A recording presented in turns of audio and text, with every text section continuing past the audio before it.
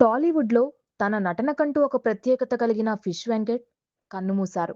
గత కొన్ని రోజులుగా అనారోగ్యంతో బాధపడుతున్న ఆయన ఈరోజు హాస్పిటల్‌లో తుది శ్వాస విడిచారు. 4, 5 సంవత్సరాలుగా కిడ్నీ సంబంధిత వ్యాధితో బాధపడుతున్న ఆయన ఇటీవల హైదరాబాద్ చందానగర్‌లో ఉన్న ఒక హాస్పిటల్‌లో చికిత్స నిమిత్తం చేరారు.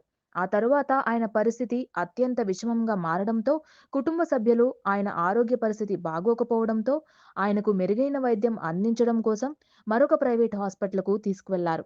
అయితే ఆయన శరీరం అక్కడ కూడా చికిత్సకు స్పందించకపోవడంతో కుటుంబ సభ్యులు ఆవేదనకు గురయ్యారు.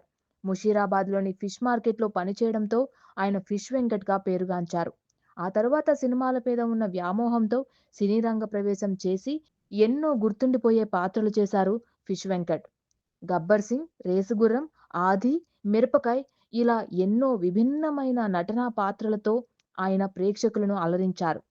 సినిమాలలో ఆయన విభిన్నమైన నటనతో అందరిని ఆకట్టుకోవడమే కాకుండా, ఎవరికి ఏ చిన్న కష్టమొచ్చినా సరే ముందుండేవారు ఫిష్ వెంకట్. ఎంతో మంది ప్రేక్షకులను మెప్పించిన ఫిష్ వెంకట్ ఇక లేరు అని తెలుసుకున్న కుటుంబ సభ్యులు, అటు ఇండస్ట్రీలో ఉన్న నటులు కూడా సంతాపం తెలియజేస్తున్నారు.